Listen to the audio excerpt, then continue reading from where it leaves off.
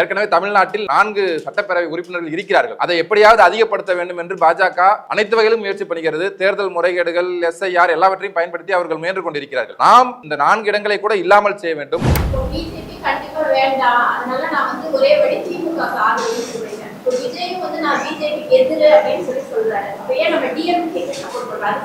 திருப்பரங்குன்றத்தில் பாஜக ஒரு கழகத்தை மூட்ட முயற்சி செய்தது. ஒரு அளவை கல்லை தீபத்தூண் என்று ஒரு பொய் சொல்லி ஒரு நீதிபதியை பயன்படுத்தி மக்களிடையே மத கலவரத்தை மூட்டுவதற்கு அவர்கள் முயன்றார்கள். மதுரை நகர மக்கள், திருப்பரங்குன்ற மக்கள் மத நல்லிணக்க கூட்டமைப்பு அமைத்து அதை முறியடித்தார்கள். இவ்வளவு முக்கியமான ஒரு போராட்டத்தில் விஜயும் தேவேக்கவும் எங்கே இருந்தார்கள்? அவங்க உயிரோடு அரசியல்ல இருக்கிறதா இருந்தா அவங்களுக்கு ஒரு குரல் இருக்கணும், பேசணும். ஊடக சந்திப்பில் கலந்து கொண்டிருக்கிற தோழர்கள், நண்பர்கள் அனைவருக்கும் முதலில் வணக்கம். நாங்கள் இந்த ஊடக சந்திப்பில் ஒரு கூட்டறிக்கை வெளியிடுகிறோம். வரவிருக்கிற சட்டப்பேரவை தேர்தல் தொடர்பான ஒரு கூட்டறிக்கை ஆகும். இது இந்த கூட்டறிக்கையில் ஒப்புதல் தெரிவித்திருக்கிற இந்த அமைப்புகள் எதுவும் தேர்தலில் போட்டியிடுகிற அமைப்புகள் அல்ல. தேர்தலில் போட்டியிடுகிற எந்த கூட்டணியையும் சேர்ந்த அமைப்புகள் அல்ல. நாங்கள் மக்களின் உரிமைகளுக்காக, உழைக்கும் மக்களின் உரிமைகளுக்காக போராடக்கூடிய அமைப்புகள். நாங்கள் இந்த தேர்தலில் எவ்வாறு என்ன கொள்கையோடு தலையிடுகிறோம் என்பதை விளக்க கடமைப்பட்டிருக்கிறோம். நடைபெறவிருக்கிற இந்த சட்டப்பேரவை தேர்தல் ஒரு சட்டப்பேரவை உறுப்பினர்களை தேர்ந்தெடுப்பதற்கான தேர்தல், ஆளுகிற கட்சியை தேர்ந்தெடுப்பதற்கான தேர்தல், ஒரு முதலமைச்சரை தேர்ந்தெடுப்பதற்கான தேர்தல், அதேபோல் எதிர்க்கட்சி தலைவரை தேர்ந்தெடுப்பதற்கான தேர்தல் என்றெல்லாம் பலவாறு வர்ணிக்கப்படுகிறது. இவை யாவும் உண்மைதான். ஆனால் இவை யாவும் மேலோட்டமான உண்மைகள். உண்மையில் இன்றைக்கு இந்தியாவில் நடந்து கொண்டிருக்கிற ஒரு அடிப்படையான போராட்டம் இந்த தேர்தலிலும் எதிரொலிக்கிறது. கடைசியாக நாடாளுமன்ற தேர்தல் நடைபெற்ற போது மீண்டும் மோடி, வேண்டும் மோடி என்று முழக்கம் கொடுத்தார்கள். அதை எதிர்த்து மீண்டுமா மோடி, வேண்டவே வேண்டாம் என்று நாம் தேர்தல் களத்தில் பணியாற்றினோம். இந்தியாவெங்கிலும் இயக்கங்கள், அமைப்புகள், சிவில் சமூக அமைப்புகள் தனிப்பட்ட முறையில் ஜனநாயகத்திலும் மக்கள் நலனிலும் அக்கறை கொண்டவர்கள் என்று எல்லோரும் அந்த இயக்கத்தில் பங்கு பெற்றார்கள். தங்களுக்கு 400 இடங்கள் வேண்டும் என்று மோடியும் அமித்ஷாவும் மக்களிடம் கோரிக்கை வைத்தார்கள். ஆனால் அந்த கட்டளையை மக்கள் வழங்கவில்லை. அவர்களுக்கு தனி பெரும்பான்மை கூட பாரதிய ஜனதாவுக்கு கிடைக்கவில்லை. கூட்டணி கட்சிகளின் ஆதரவோடு தான் அவர்கள் பொறுப்பேற்றார்கள். ஆனாலும் அவர்கள் தங்களுடைய இந்து ராஷ்டிர திட்டத்தை தொடர்ந்து செயல்படுத்தி வருகிறார்கள். ராமர் கோயில் திறக்கப்பட்ட நாள்தான் நாட்டுக்கு விடுதலை நாள் என்று RSS தலைவர் மோகன் பகவத் சொல்லுகிறார். நாட்டில் தொழிலாளி வர்க்கத்துக்கு எதிரான, அவர்களுடைய தொழிற்சங்க உரிமைகளுக்கு எதிரான சட்ட தொகுப்புகளை அவர்கள் இயற்றியிருக்கிறார்கள். இப்படி பல்வேறு வழிகளிலும் மக்கள் மீதான தாக்குதல் தொடர்ந்து நடத்தப்படுகிறது. அனைத்துலக மட்டத்தில், சர்வதேச மட்டத்தில் இஸ்ரேலை தந்தையர் நாடு என்றும் இந்தியாவை தாய் நாடு என்றும் மோடி வர்ணிக்கிறார். உலக அளவில் அமைதிக்கும் மக்களின் நிம்மதிக்கும் ஆபத்தாக வந்திருக்கிற சக்திகளோடு இந்த அரசு கூட்டு சேர்ந்திருக்கிறது. இவை எல்லாவற்றையும் கணக்கில் கொண்டு மோடி ஆட்சி தொடரக்கூடாது என்றால் அடுத்த தேர்தல் வரைக்கும் காத்திருப்பதல்ல. மோடியை பதவியிலிருந்து வெளியேற்ற வேண்டும். மோடியை வெளியேறு என்ற முழக்கத்தோடு இந்திய நாட்டு மக்கள் போராட வேண்டும் என்று நாங்கள் கருதுகிறோம். அந்த போராட்டத்திற்கு எதிராக தங்களை நிலைநிறுத்திக் கொள்வதற்கு, ஆழ காலூன்றிக் கொள்வதற்கு மோடி கும்பல் முயற்சி எடுக்கிறார். அவர்கள் ஒவ்வொரு சட்டமன்ற தேர்தலையும் அந்த சட்டமன்றத்திற்கான தேர்தல் என்று பார்க்காமல் இந்திய அளவில் தங்களுடைய இந்துத்துவ அதிகாரத்தை உறுதிப்படுத்தி காலூன்றுவதற்கான தேர்தலாக கருதுகிறார்கள். மகாராஷ்டிரம், ஹரியானா, பீகார் என்று ஒவ்வொரு மாநிலத்திலும் அவர்கள் அப்படித்தான் அதனை அணுகினார்கள். எனவே நாமும் ஒவ்வொரு சட்டமன்ற தேர்தலையும் மோடியின் அதிகாரத்தை கட்டுப்படுத்துவதற்கும் மோடியை வெளியேற்றுவதற்குமான இயக்கத்தின் ஒரு பகுதியாக கருத வேண்டிய நிலைக்கு தள்ளப்பட்டிருக்கிறோம். எனவேதான் மாநில அரசு என்பதை தேர்ந்தெடுக்கிற தேர்தலாக இருந்தாலும் இது வெறும் மாநில அரசின் திட்டங்களுக்கான தேர்தல் மட்டுமல்ல. இந்திய அளவில் மோடியை வலுக்குன்றச் செய்வதற்கும், மோடியை ஆட்சியிலிருந்து வெளியேற்றுவதற்கும், மக்களை திரட்டுவதற்கான முயற்சியின் ஒரு பகுதி என்று கருதுகிறோம். அதனால்தான் தமிழ்நாட்டில் நடைபெறவிருக்கிற இந்த சட்டப்பேரவை தேர்தல் என்பது மேலெழுந்த வாரியாக பார்த்தால் மதச்சார்பற்ற முற்போக்கு கூட்டணி ஒரு பக்கம், பாரதிய ஜனதா அதிமுகவினுடைய கூட்டணி மறுபக்கம், இது தவிர இன்னும் சில கட்சிகளும் இந்த தேர்தலில் போட்டியிடுகின்றன என்றாலும் உண்மையான போராட்டம் என்பது மோடி அணிக்கும் மோடிக்கு எதிராக தமிழக மக்களுடைய அணிக்கும் இடையிலான போராட்டம்தான் என்று நாம் கருதுகிறோம். அந்த முறையில் திமுக தலைமையிலான கூட்டணி தான் மோடியினுடைய கூட்டணி எதிர்த்து முறியடிப்பதற்கான வலிமையும் திட்டமும் இருக்கிற கூட்டணி என்று கருதி தமிழக மக்கள் அந்த கூட்டணியை ஆதரிக்க வேண்டும் என்பது எங்களுடைய அறைகூவலாகும். அந்த முறையில் தமிழக மக்களை இந்த தேர்தலில் மோடி அரசை வெளியேற்றுவதற்கும் தமிழ்நாட்டில் திமுக தலைமையிலான கூட்டணி வெற்றி பெறச் செய்வதற்கும் வாக்களிக்க வேண்டும் என்று நாங்கள் கூறுகிறோம். இதற்கான காரணங்களை, ஆழ்ந்து விரிந்த காரணங்களை எங்களுடைய கூட்டறிக்கையில் நாங்கள் தெரியப்படுத்தி இருக்கிறோம். இந்த செய்திகளை தமிழ் மக்களிடம் ஊடகங்கள் கொண்டு சேர்க்க வேண்டும் என்று நாங்கள் வேண்டிக் கொள்கிறோம். தேர்தல் களத்தில் நாங்கள் இந்த கோரிக்கைகளை மக்களிடம் கொண்டு செல்வதற்கு, இந்த அறைகூவலை மக்களிடம் கொண்டு செல்வதற்கு உழைப்போம் என்பதை தெரிவித்துக் கொள்கிறோம். இந்த முயற்சியில் நாம் ஒரு பக்கம் மதச்சார்பற்ற முற்போக்கு கூட்டணி என்று இருக்கிறது, இதற்கு எதிராக அதிமுக பாஜக கூட்டணியை தோற்கடிக்க வேண்டும் என்று கருதுகிறோம். இதில் மிகவும் குறிப்பாக எடுத்துக்கொண்டால் பாஜக தமிழ்நாட்டில் போட்டியிடுகிற எந்த தொகுதியிலும் வெற்றி பெற அனுமதிக்கக்கூடாது. பாஜகவை தோற்கடிப்பதை ஒரு முதன்மை குறியாக கொண்டு பணியாற்ற வேண்டும் என்று கருதுகிறோம். நன்றி. ஊடகவியலாளருக்கும் தோழர்களுக்கும் பட்டாளக சமரனின் சார்பாக, இந்த கூட்டமைப்பின் சார்பாகவும் என்னுடைய வணக்கத்தை தெரிவித்துக் கொள்வோம். தோழர் தியாக அவர்கள் விரிவாக சொன்னார். நான் ஒரே ஒரு விஷயத்தை மட்டும் சுட்டிக்காட்ட விரும்புகிறேன். இந்த தேர்தலில் அதிமுக வலுவிழந்து விட்டது. அதை பயன்படுத்தி கொண்டு பாஜக உள்ளே நுழைகிறது. இந்த தேர்தல் மனு தர்மத்துக்கும் சமூக நீதிக்கும் இடையிலான தேர்தல். இப்போது சமூக நீதி நிலைநாட்டுவதா மனு தர்மத்தை ஒழிச்சு கட்டுவாங்கிறதுக்கான தேர்தல். ஆகவே மனு தர்மத்தை வலியுறுத்தக்கூடிய பாஜக கூட்டணியை தோற்கடிக்க வேண்டும், சமூக நீதி முன்வைக்கக்கூடிய திமுக தலைமையிலான கூட்டணியை ஆதரிக்க வேண்டும் என்ற அடிப்படையில் நாங்கள் இந்த தேர்தலிலே திமுக காங்கிரஸ் கூட்டணியை ஆதரிக்க வேண்டும் என்ற கருத்தை முன்வைக்கிறோம். நன்றி, வணக்கம். மக்கள் அதிகார அமைப்பின் மாநில செயலாளர் செழியன். தோழர் தியாகு தமிழர் முன்னணி அவர்கள் அமைப்புகளுடன் இணைந்து மக்கள் அதிகாரம் ஒன்றாக இந்த கூட்டறிக்கையை வெளியிடுறதுக்கு ஒப்புதல் அளிக்கிறோம், உறுதியளிக்கிறோம் என்றுதான். 2026 சட்டமன்ற தேர்தலில் பாசிச பாஜக அதிமுக கூட்டணியை தோற்கடிப்போம், திமுக தலைமையிலான மதச்சார்பற்ற கூட்டணிக்கு வாக்களிப்புன்ற இந்த செய்தியை நாங்கள் தமிழக மக்களுக்கு வெளியிடுறோம். குறிப்பாக பாசிச பாஜக மாநிலங்களின் உரிமைகளை ஒட்டுமொத்தமாக ஒழிச்சு கட்டுது. எப்படி நாடாளுமன்றத்தை பயன்படுத்தி ஒரு சட்டப்பூர்வமான நடவடிக்கையிலே அனைத்து மாநிலங்களோட உரிமையை பறிக்கிற வகையில் நடைபெறுதோ, அதே போல் இந்த சட்டமன்ற தேர்தலையும் தன்னுடைய அதிகாரத்தை கைப்பற்றுவதற்கான நடவடிக்கையாகவே பாசிச பாஜக செயல்படுது.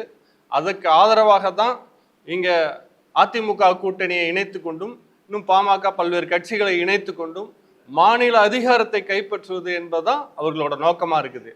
அது ஏன் மாநில அதிகாரத்தை கைப்பற்றுறாங்கன்னா, ஒரு அதிகார குவிப்பையும் ஒற்றையாட்சியையும் நோக்கி கொண்டு போகிறாங்க. ஒரே நாடு, ஒரே தேர்தல், ஒரே கட்சி அப்படின்ற ஒரு சர்வாதிகாரத்தை நோக்கி இந்த பாசிச பாஜக கொண்டு போகுது. அப்போ தேர்தல்லையும் அவர்களோட அதிகாரத்துக்கு நாம் இடமளிக்க கூடாது, எந்த மக்களும் பாஜகவுக்கு ஓட்டு போடக்கூடாது, அதுக்கு ஆதரவாக இருக்கக்கூடிய ஏடிஎம்கே உள்ளிட்ட பாமக உள்ளிட்ட கட்சிகள் யாருக்கும் மக்கள் வாக்களிக்க கூடாது என்பதாக நாங்கள் தேர்தலில் பங்கேற்கவில்லாட்டாலும் தமிழக நாட்டின் மீது, தமிழ் மக்கள் மீது, இந்திய நாட்டு மக்கள் மீது அக்கறையுடன் சமூக பொறுப்புடன் நாங்கள் தேர்தல் களத்தில் தேர்தல் கட்சிகளைப் போல மக்கள் மத்தியில் பிரச்சார இயக்கங்களையும் போராட்டங்களையும் மிக தீவிரமாக கொண்டு சென்றிருக்கிறோம். இப்படி பல்வேறு அமைப்புகள் ஒன்று சேர்ந்து எங்களோட பிரச்சார இயக்கத்தை கொண்டு செல்கிறோம். ஒற்றை ஆட்சிக்கு எதிராக இந்த நாட்டில் ஒரு பாசிச சர்வாதிகாரத்துக்கு எதிராக நாங்கள் எல்லாரும் ஒன்று சேர்ந்து இதற்கு எதிராக போராடுவோம் அப்படின்றதான்.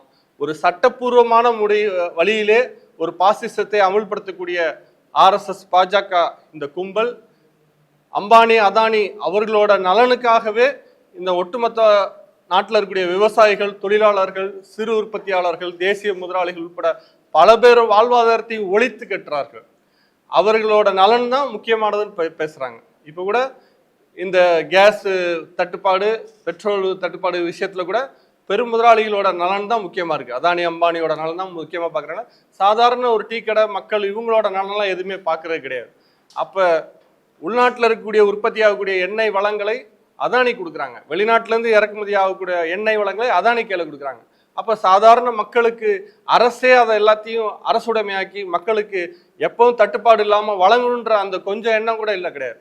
அதே போல உலக போர் நடக்கிறதுக்கு முன்னாடியெல்லாம் அணுசேரா கொள்கையை கடைபிடிச்சாங்க மோடி அரசு. ஆனா இன்னைக்கு இஸ்ரேலுக்கு ஆதரவும் அமெரிக்காவுக்கு ஆதரவும் இன்னைக்கு தொடர்ந்து இந்திய மக்களுக்கு எதிராக மோடி அரசு செயல்படுது, உலக மக்களுக்கு எதிராக செயல்படுது.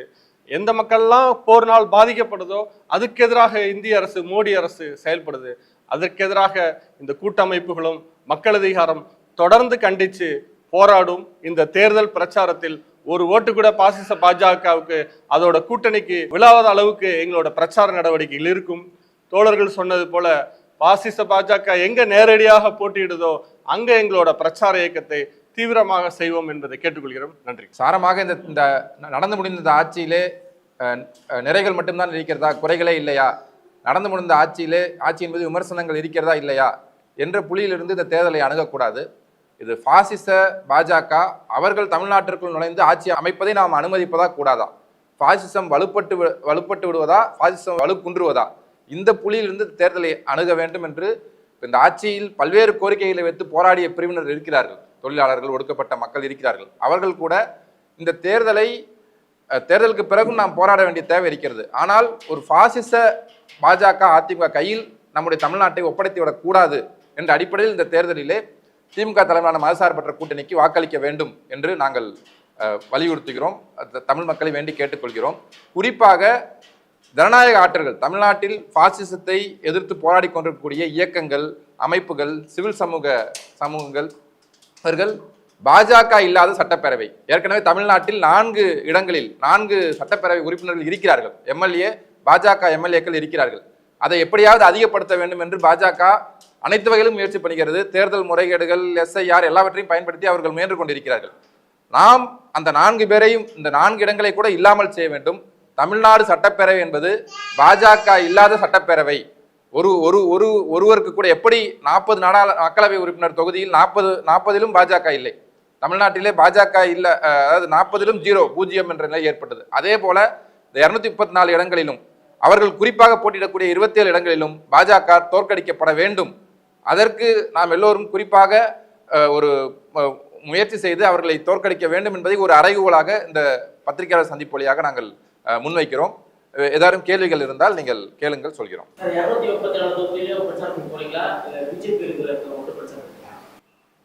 நாங்கள் இப்போ பிரச்சாரத்துக்கு குறி வைக்கிறது பிஜேபி போட்டியிடக்கூடிய தொகுதிகளில் தான் பிரச்சாரத்துக்கு குறி வைக்கிறோம்.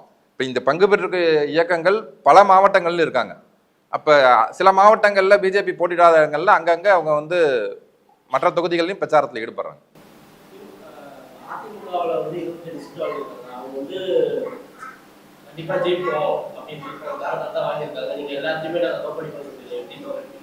தொகுதியில இத்தனை தொகுதியில நிற்கிற தமிழ்நாடு சட்டமன்ற தேர்தல போன வாட்டியே அவங்க 4 பேர் ஜெயிச்சிருக்காங்க, 4 பேர் ஜெயிச்சு வந்திருக்காங்க. மீண்டும் அந்த 4 பேர் சீட் கொடுத்துருக்காங்க.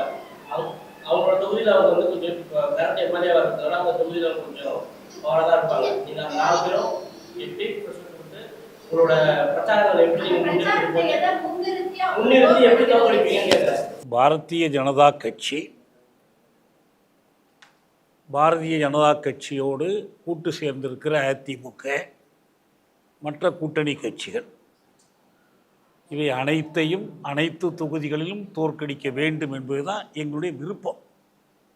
அதே நேரத்தில் எங்கு தனி கவனம் செலுத்த வேண்டும் எங்களுக்குள்ள வலிமையை கணக்கில் கொண்டு எங்கு தனி கவனம் செலுத்த வேண்டும் என்றால் அது குறிப்பாக பாஜக போட்டியிடக்கூடிய இந்த 27 தொகுதிகளில் என்று நாங்கள் சொல்லுகிறோம். எப்படி தோற்கடிப்போம்? அதுக்கு ஒரே ஒரு விடை தான். எதிர்த்து போட்டியிடுகிற திமுக தலைமையிலான மதச்சார்பற்ற முற்போக்கு கூட்டணிக்கு வாக்களிப்பதன் மூலம் தோற்கடிப்போம். அதுக்கு ஒரே வழிதான். எனவே இந்த கூட்டணிக்கு, பாஜகவை எதிர்த்து தோற்கடிக்கக்கூடிய கூட்டணிக்கு வாக்களிக்குமாறு மக்களை கேட்டுக்கொள்கிறோம். அதுதான் தோற்கடிப்பதற்கான வழி. பிஜேபி அவங்களோட வேட்பாளரை ஆதரிச்சு ஒன்றிய அமைச்சர்கள் எல்லாருமே ஒரு தமிழ்நாட்டில் படையெடுத்து வர ஆரம்பிச்சிட்டாங்க. இது வரைக்கும் அவங்க வரல, எலெக்ஷன் இருக்கிறவங்க மட்டும் தான் வராங்க. அவங்களோட பிரச்சாரங்கள் வந்து அவங்ககிட்ட எப்படி முன்னெடுத்து போவாங்க, அவங்களையும் மீறி நீங்க எப்படி முறியடிப்பீங்கன்னு நான் கேட்கறேன். அதான் அவங்களுடைய பிரச்சாரம் மக்களுக்கு எதிரானது, பொய் பிரச்சாரம். உதாரணமாக மதவெறி அடிப்படையிலான பிரச்சாரம், இந்திய அரசு எடுத்திருக்கிற மக்கள் விரோத நடவடிக்கைகளை நியாயப்படுத்துகிற பிரச்சாரம். இந்த உண்மைகளை மக்களிடம் அம்பலப்படுத்துவதன் மூலமாக பாஜகவை நாங்கள் தோற்கடிப்போம். இப்போ கடைசியாக ஒரு செய்தி வந்திருக்கு, பார்த்துருக்கிறீங்க இல்லையா? அவங்க யாருக்கு தள்ளுபடி பண்ணியிருக்காங்க? கடன் தள்ளுபடி பண்ணியிருக்கிறாங்க. அதானிக்கு கடன் தள்ளுபடி பண்ணியிருக்கிறாங்க. அதை பற்றி விரிவான கட்டுரைகள் பொதுவான நாளிதழ்களிலே வந்திருக்கு. இப்போ அதானிக்கு கடன் தள்ளுபடி பண்ணியிருக்கிறார்கள், அதே நேரத்தில் மக்களுக்கான உரிமைகளை மறுக்கிறாங்க, மக்களுக்கு கிடைக்க வேண்டிய சலுகைகளை ஏற்க மறுக்கிறாங்க. இப்போ தமிழ்நாட்டு மக்கள் மிக பெரும்பாலானவர்கள் இந்த ஒரு கட்சியை தவிர அனைத்து கட்சிகளும், அவங்க கூட்டணியில் இருக்கிற கட்சிகள் உட்பட நீட்டு விலக்கு சட்டத்தை ஆதரித்தார்கள். ஆனால் அவங்க நீட்டு விலக்க மறுக்கிறார்கள். அதாவது தமிழக மக்களின் கருத்தையும் தமிழக சட்டமன்றத்தினுடைய முறைப்படியான தீர்மானங்களையும் ஏற்க மறுக்கிற பாஜகவை தோற்கடியுங்கள் என்று கேட்பதில் எங்களுக்கு எந்த சிரமம் இல்லை. இல்லை நாங்கள் அதெல்லாம் செஞ்சுருக்கிறோன்னு அவங்க பொய் பிரச்சாரம் பண்ணால் அதை முறியடிக்கலாம். அவங்களுக்கு பரப்புரை செய்வதற்கு மந்திரியாக இருக்கலாம், பிரதமராக இருக்கலாம், யாராகவும் இருக்கலாம். அதே உரிமை எங்களுக்கு இருக்குது. எனவே அவங்க பிரச்சாரத்தை முறியடிப்பதன் மூலம் தோற்கடிப்போம், எவ்வளோ பெரிய ஆள் வந்தாலும் சரி. இது சாத்திய மக்களவை தொகுதி மாதிரி ஒரு பெரிய விரிந்த தொகுதி கிடையாது. இதை சட்டப்பேரவை தொகுதி பொறுத்த வரைக்கும் இந்த 27 தொகுதிகளில் கண்டிப்பா பிஜேபிக்கு வாக்களி பழைய கடந்த கால தேர்தல் முடிவுகள் வச்சு பார்க்கும்போது சில இடங்கள்ல பிஜேபி கண்டிப்பா ஓட்டு விழுந்திருக்கு, சில இடங்கள்ல பிஜேபிக்கு எதிர்ப்பு வாக்குகள் கன்சாலிடேட் ஆகிருக்கு.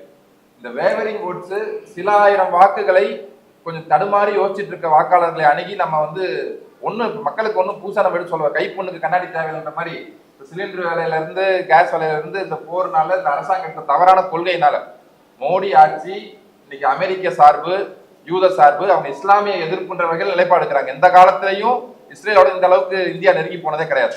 ஈராக் போரை வாஜ்பாய் அரசே கண்டிச்சுது. தமிழ் நாடாளுமன்றத்தில் ஈராக் மீது அமெரிக்கா போர் தொடுப்பை கண்டித்தாங்க. ஆனா இன்னைக்கு கண்டிக்கல.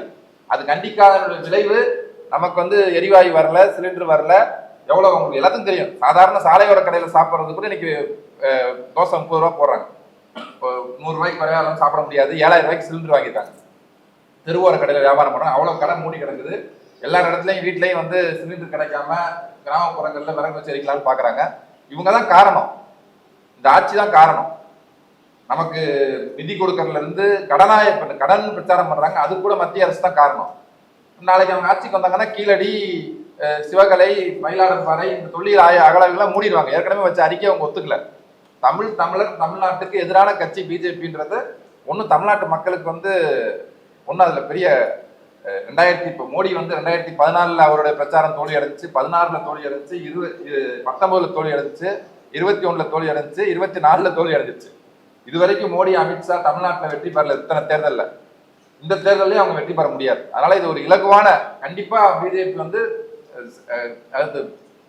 ஸ்டேட் அசம்பிளி வித்தவுட் பிஜேபி அது கண்டிப்பா உங்களுக்கு மே 4ஆம் தேதி தெரியும். எங்களுக்கு நம்பிக்கை. பழைய பாஜக சட்டப்பேரவை உறுப்பினர்கள் பழைய தொகுதிகளிலும் போட்டி போடலை.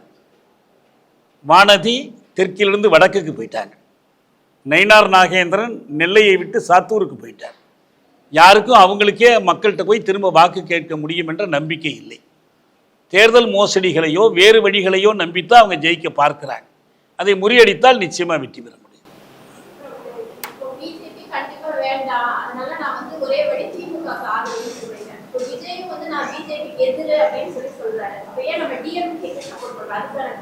ஒரு உதாரணம் சொல்லுவோம். திருப்பரங்குன்றத்தில் பாஜக ஒரு கழகத்தை மூட்ட முயற்சி செய்தது. மீண்டும் திருப்பரங்குன்றத்தை அயோத்தி ஆக்குவோம் என்று பாஜக முழக்கம் கொடுத்தது.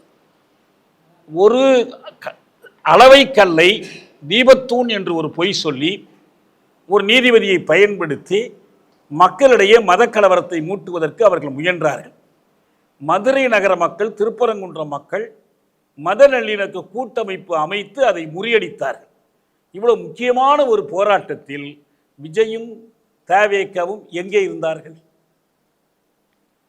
அவங்க உயிரோடு அரசியலில் இருக்கிறதா இருந்தால் அவங்களுக்கு ஒரு குரல் இருக்கணும், பேசணும். எங்களுக்கு சொல்கிறதுக்கு ஒன்றுமே இல்லைன்ட்டாங்க. அதனுடைய அர்த்தம் என்ன? பாஜகவுக்கு எதிராக எதையும் பேசுவதற்கு அவர்கள் தயாராக இல்லை. அவங்களுடைய இப்போ நேற்று மயிலாப்பூர் வேட்பாளர் வெங்கட்ராமன் ஒரு பேட்டி கொடுத்துருக்கார். அந்த பேட்டியில் அவர் சொல்கிறார், எங்கள் பிரதான எதிரி திமுக தான்னு சொல்கிறார். ஏன் அப்படி சொல்லணும்? ஏன் மற்ற கட்சிகள்லாம் இல்லை அவங்களுக்கு? கொள்கை எதிரிலாம் சொன்னாங்களே.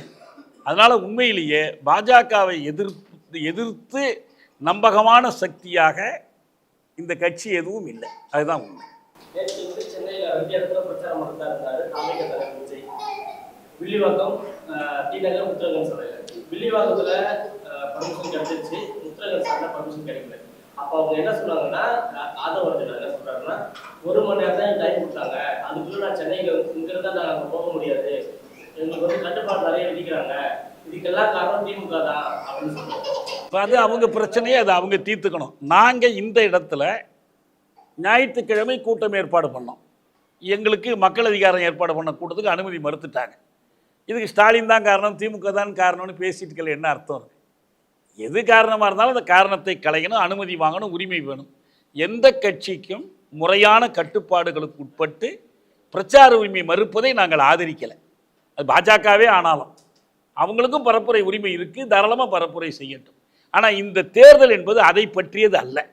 இந்த தேர்தல் என்பது பாஜக தமிழ்நாட்டில் காலூன்ற அனுமதிக்கலாமா கூடாதா என்பது தான். அதுக்கான தேர்தல் தான். அதனால் இந்த இடத்துல கூட்டத்துக்கு அனுமதிக்கலை, உடனே அவங்க பக்கம் பேசணும் இவங்க பக்கம் பேசணுங்கிறது அவசியம் இல்லை. அது அவங்க நீதிமன்றத்துக்கு போகலாம், என்ன முறையிலையோ அதை தீர்த்துக்கலாம். அது பற்றிலாம் நம்ம கருத்து சொல்ல வேண்டிய தேவையில்லை. நன்றிங்க.